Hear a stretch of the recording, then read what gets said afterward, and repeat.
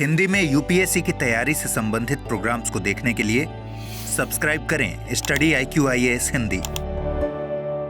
नमस्कार, बहुत बहुत स्वागत है आप सभी का स्टडी IQ-IAS हिंदी में। मेरा नाम है अतुल जैन। भारत में जैसा कि आप जानते हैं, न्यायपालिका के पास बहुत सारी शक्तियां हैं और खास तौर पे अगर आप बात करते हैं उच्च न्यायपालिका की, यानी कि हाई कोर्ट और सुप्रीम कोर्ट की। ये बात हम जानते हैं कि हाई कोर्ट और सुप्रीम कोर्ट के पास सरकार को और कई बार इवन आप यहां तक भी कह सकते हैं कि व्यवस्थापिका को, यानी कि संसद और जो आपकी विधानसभाएं हैं उनके भी कदमों को नियंत्रित करने की शक्ति न्यायपालिका को दी जाती है। लेकिन जैसा कि एक बहुत प्रसिद्ध कहावत है कि ज्यादा शक्तियों के साथ क्या आती है, ज्यादा जिम्मेदारी आती है। न्यायपालिका से यह भी अपेक्षा की जाती है, खास तौर पे जो जजेस हैं उनसे यह अपेक्षा की जाती है कि वो अपना आचरण, अपनी भाषा, अपने विचार जो है उनको एक, जिसको हम कहते हैं शुद्धता, उनमें रखेंगे। उनमें एक प्रकार की संजीदगी, एक प्रकार की सीरियसनेस जो है वो नजर आनी चाहिए। यह बात भी सही है कि बहुत सारे जजेस जो होते हैं, भाई जजेस भी इंसान हैं। जज जो होते हैं उनके भी अपने खुद के विचार हो सकते हैं, उनका अपना खुद का भी एक सोचने का तरीका हो सकता है। लेकिन जब वो जज की कुर्सी पर बैठते हैं तो उनसे अपेक्षा यह होती है कि वो अपने व्यक्तिगत विचारों या व्यक्तिगत जो भी उनके बायसेस या पूर्वाग्रह होते हैं उनको दूर रख के केवल जो कानून है उसके आधार पर निर्णय करेंगे। लेकिन समय समय पर इस प्रकार के मामले आते रहते हैं, इस प्रकार की घटनाएं हमारे को सुनने में आती रहती हैं, जिसमें हम देखते हैं कि जजेस जो हैं उनका आचरण कोर्ट के अंदर जो होता है वो काफी आपत्तिजनक हो जाता है। कई बार वो आपत्तिजनक और असंवैधानिक भाषा का प्रयोग करते हैं, घटिया टिप्पणियां करते हैं, और ऐसे में न्यायपालिका पर नियंत्रण और न्यायपालिका के लिए भी एक गंभीर कोड ऑफ कंडक्ट की आवश्यकता बार बार महसूस की जाती है। तो ऐसा ही एक मामला कर्नाटक हाईकोर्ट में हुआ है। क्या मामला है आपको इसके बारे में बताऊंगा, और इस मामले में क्या हुआ, क्योंकि अब इसके वीडियो हैं। आजकल हाईकोर्ट के जो प्रोसीडिंग होती है, हाईकोर्ट में जो कार्रवाई होती है उसकी वीडियो रिकॉर्डिंग होती है, लाइव स्ट्रीमिंग होती है, वो यूट्यूब पे अवेलेबल होती है। तो इस लाइव स्ट्रीमिंग के कारण उस जज का यह आचरण जो है सबको समझ में आया, सबको पता चला, और इस आचरण पर अब भारत के सुप्रीम कोर्ट ने, उच्चतम न्यायालय की एक 5 सदस्यीय बेंच ने उसका संज्ञान लेते हुए कड़ी कार्रवाई करने का एक निर्णय लिया है। तो यह क्या मामला है आपको बताऊंगा अगले 5-7 मिनट में केवल। लेकिन उसके पहले याद रखिए कि अगर आप 2025 में एग्जाम देने वाले हैं तो हमारा प्रतिज्ञा प्लस बैच जो है वो 19 तारीख से शुरू हो चुका है। आप इससे जुड़ सकते हैं। AJ लाइव कोड आपको लगाना है। आपकी तैयारी में बहुत कम दिन अब बचे हैं 2025 के प्रीलिम्स के लिए, तब समय वेस्ट मत कीजिए, तुरंत जुड़ जाइए। और अगर आप जो है हमारे लॉन्ग टर्म बैच से जुड़ना चाहते हैं, 2026 या 27 में एग्जाम देने वाले हैं, तो भाई 20 तारीख तक आप उससे जुड़ सकते हैं। यह आपके पास अवसर है। आप अभी उससे AJ लाइव कोड लगाकर जुड़ जाइए। 26 या 27 आप जब भी एग्जाम देना चाहते हैं आपको यह अवसर उसमें मिल जाएगा। अगर आप पटना में या उसके आसपास कहीं रहते हैं तो फिर आप जो है 22 तारीख, यानी कि 22 तारीख को सुबह 11 बजे, रविवार को सुबह 11 बजे पटना में AN कॉलेज आकर हम लोगों से लाइव मिल सकते हैं। हम लोग सब आपके लिए वहां पर आ रहे हैं। आप आकर हमारे साथ तैयारी की चर्चा कर सकते हैं। चलिए अब एक बार देखते हैं कि यह मामला क्या है। यह मामला है कर्नाटक हाईकोर्ट के जज हैं एक वी श्रीशानंद।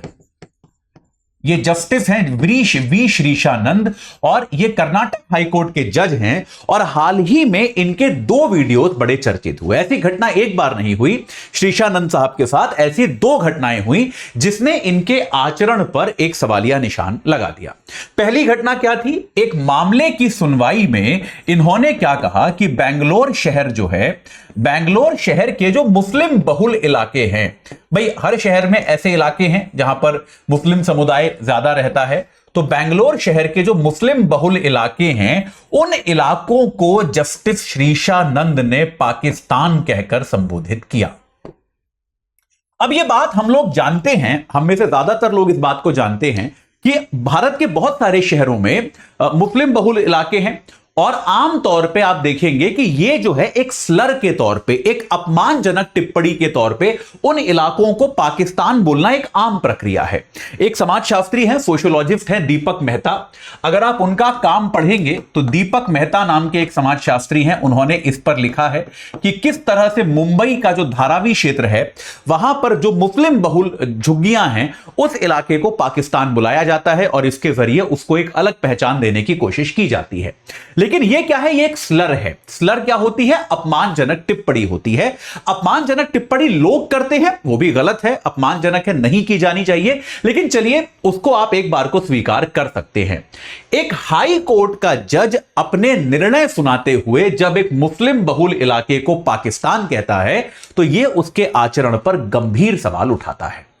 तो भाई ये जो है, ये हो सकता है उनका व्यक्तिगत बायस हो, उनका व्यक्तिगत पूर्वाग्रह हो, लेकिन जैसा मैंने शुरुआत में कहा कि एक बार जब आप उस जिम्मेदारी की कुर्सी पर बैठ गए तो आपके व्यक्तिगत पूर्वाग्रहों के लिए कोई जगह नहीं होनी चाहिए। श्रीशानंद साहब यहां पर नहीं रुके, एक दूसरा इनका वीडियो वायरल हो रहा है जिसमें क्या हुआ, ये एक मामले की सुनवाई कर रहे हैं और एक महिला वकील को लेकर ये बहुत ही घटिया सी टिप्पणी करते हैं जो अगर कहीं और की जाती तो शायद उसे सेक्सुअल हैरेसमेंट का मामला माना जाता। तो वो क्लिप मैंने देखा, वो वीडियो मैंने देखा, तो महिला वकील जो है उनसे कुछ बात कर रहे हैं, जज साहब कुछ सवाल पूछ रहे हैं, तो महिला वकील कुछ कहने लगती है कि ये जो हमारे क्लाइंट हैं ये इनकम टैक्स एसएसी हैं, मतलब इनकम टैक्स देते हैं। तो जज साहब पहले तो उनको चुप कराते हैं कि आप मत बोलिए, आपसे नहीं पूछा जा रहा।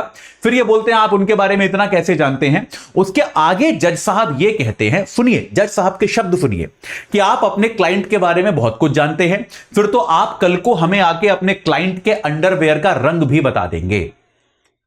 आपने सही सुना, ये जो मैंने कहा, ये कर्नाटक हाईकोर्ट के एक जज ने जज की कुर्सी पर बैठकर एक महिला वकील के बारे में टिप्पणी की। तो ये वीडियो जो है, ये वीडियो बहुत वायरल हुआ जहां पर उन्होंने एक महिला से अभद्रता की, महिला के बारे में एक अभद्र टिप्पणी की और सुप्रीम कोर्ट की वरिष्ठ वकील जो हैं इंदिरा जयसिंह, उन्होंने इस वीडियो को ट्वीट किया, एक्स पर डाला और लिखा, उन्होंने अपील की भारत के मुख्य न्यायाधीश से कि हम अपील करते हैं कि भाई इस वीडियो को, इस जज पर कोई कार्रवाई की जाए, इसका स्वतः संज्ञान ले कोर्ट और इस जज पर कोई कार्रवाई करे। तो आज क्या हुआ है, आखिरकार सुप्रीम कोर्ट की एक 5 जजों की बेंच, जिसकी अध्यक्षता जस्टिस चंद्रचूड़ स्वयं कर रहे थे, जिसकी अध्यक्षता सीजेआई थे, भारत के मुख्य न्यायाधीश चंद्रचूड़ साहब खुद कर रहे थे।